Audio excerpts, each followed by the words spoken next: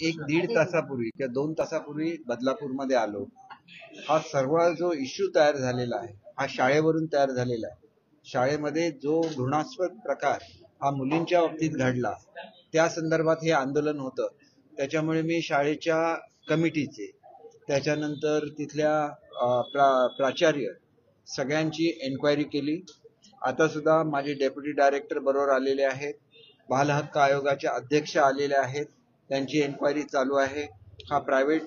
हा जो रिपोर्ट आहे प्रायमरी रिपोर्ट हा ज्यावेळेला माझ्याकडे येईल त्यावेळेला संबंधित मला जे काय आढळलं त्याच्यामध्ये ही बाब ही साधारण 13 तारीखच्या आसपास ही मॅनेजमेंटला कळलेली होती, तिथल्या प्राचार्यांना कळलेली होती.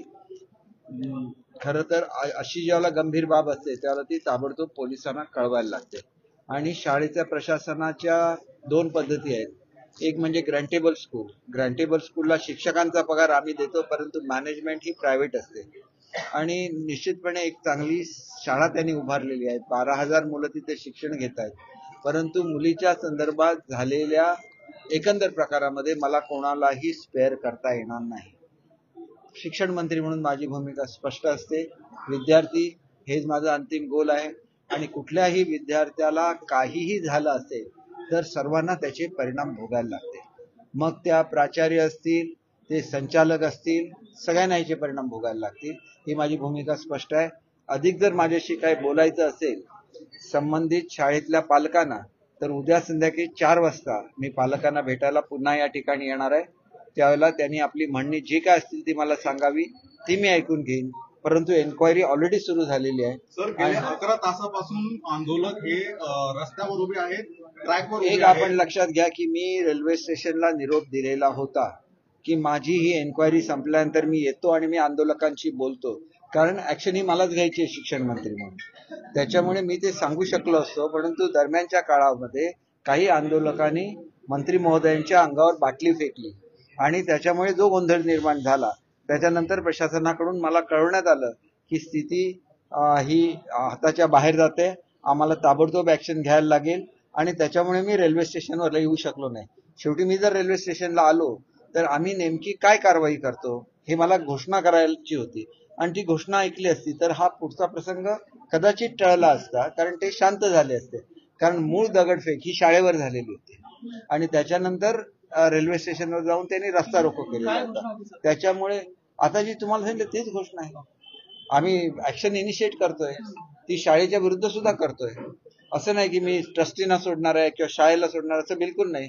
एखाद्या प्राध्यापिकेला किंवा प्राचार्याला घरी पाठवलं किंवा क्लास टीचरला घरी पाठवलं म्हणजे हे प्रकरण संपत नाही.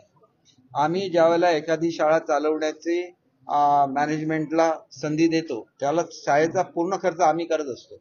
आरोपीला फाशीची शिक्षा द्यावी अशी त्या लोकांनी मागणी केलेली आहे. आतापर्यंत ते लोक 12 तास जवळपास झालेला आहे, आंदोलन सुरू आहे. काय सांगाल?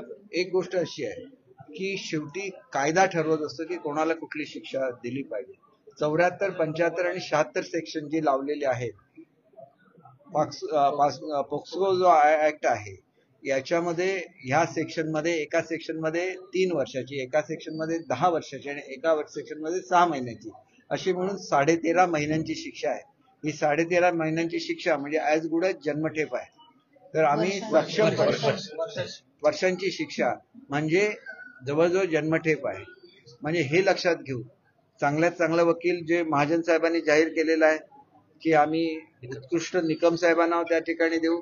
फास्ट ट्रॅक मध्ये ही केस चालू आणि त्याला जास्तीत जास्त शिक्षा कशी देता येईल हे सुद्धा आम्ही बघू. परंतु त्याच्याच बरोबर प्रशासनाची, मुख्याध्यापकांची जी काय जबाबदारी असते याच्यापासून कोणालाही एस्केप करता येणार नाही. आम्ही 26 चौकशी केलेली आहे. 12 पासून हा प्रकार सुरू होता.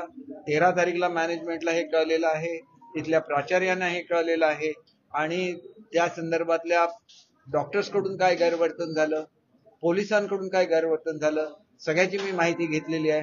डॉक्टरांच्या संदर्भात जे गैरवर्तन झालं असेल ते मेडिकल एज्युकेशनच्या अंडर ते येत असतील किंवा आरोग्य विभागाच्या, दोन्ही मंत्र्यांना कळवण्यात येईल. त्या डॉक्टरांच्या विरुद्ध ऍक्शन घेण्यात. माझं ऐका जरा, ज्या पोलिसांकडून त्या संदर्भात, कारण मी सगळ्या पॅरेंट्सचं ऐकून घेतलेलं आहे आणि काही पॅरेंट्सना मी भेटणार पडतो ते मी तुमच्याकडे डिस्क्लोज करू शकत नाही. त्याच्यामुळे विद्यार्थिनी कोण होते तिचं नाव डिस्क्लोज होतं हे अलाउड नसतं अशा केसमध्ये. त्याच्यामुळे आता मी त्याच्यासाठी जातोय, त्या पॅरेंट्सना मी भेटेन आणि मी आपल्याला खात्री देऊ इच्छितो की आदरणीय महाजन साहेब आणि आम्ही दोघेही डेप्युटी सीएम साहेबांशी बोलू आणि त्या अधिकाऱ्यांवर सुद्धा कारवाई, केवढाही मोठा अधिकारी असेल तरी त्याच्यावर ज्या कारवाई होणार. मुलींबरोबर हा प्रकार घडलेला आहे त्या मुलींचे पालक तिथे गेल्या 7 ते 8 तासापासून आहेत. आपण त्यांना भेट द्यायला जाणार आहात का नाही? एक गोष्ट अशी आहे बघा, मी तुम्हाला आता सांगितलं, तुम्ही समजून घ्या. हा शासकीय नियम असा आहे की आम्ही जी पीडिता असते तिची आयडेंटिटी आम्हाला डिस्क्लोज करता येत नाही, कारण मी सुद्धा 4 वर्ष होम मिनिस्टर राहिलेलो आहे महाराष्ट्राचा. त्याच्यामुळे मी त्यांना अज्ञात ठिकाणी बोलवलेलं आहे. त्यांचं म्हणणं मी ऐकून घेईन आणि त्यांचं एकंदरीत ते ग्रीव्हन्स दूर होणं. शेवटी हे झालेलं कोणामुळे आहे की पालकांवर अन्याय झाला, त्याच्यामुळे एवढा मोठा जनक्षोभ झाला, मुलांवर अत्याचार झाला म्हणून हा जनक्षोभ झाला. शेवटी त्याला न्याय द्यायला लागेल आणि तो न्याय दिला जाईल.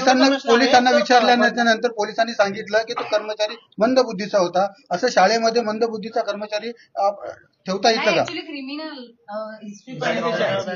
त्याची क्रिमिनल बॅकग्राऊंड आहे, त्याला चौकशी न करता ठेवणं याच्याबद्दल तिथला कॉन्ट्रॅक्टर, शाळा सगळ्यांवर कारवाई केली. सर, आपण सांगितलं की 12 तारखेला हे सर्व घडलं होतं, 13 तारखेला निदर्शनास आलं, 16 तारखेला हे प्रकरण उघडकीस आलं, गुन्हा दाखल झाला. पण या प्रकरणामध्ये 16 तारखेनंतर पत्रकारांनी ज्यावेळेस बातम्या करण्याचा प्रयत्न केला त्यावेळेस पत्रकारांना ट्रस्टींकडून धमकवण्यात आलं किंवा धमकी देण्यात आली आणि आपण बोला की ट्रस्टीवरती मी कारवाई करणार आहात. तर ज्या पत्रकारांना धमकी दिली त्या माणसाचं नाव तुम्हाला लवकरच कळेल, तर त्यांच्यावर तुम्ही कारवाई करणार आहात का ट्रस्टीमधून? हे बघा, कोणाला धमकी दिली तर त्या धमकी दिलेल्या माणसाने पोलीस कंप्लेंट केली पाहिजे. मी काय करू शकतो, मी त्या शाळेवर प्रशासक नेमू शकतो, शासनाचा अधिकारी प्रशासक म्हणून नेमू शकतो.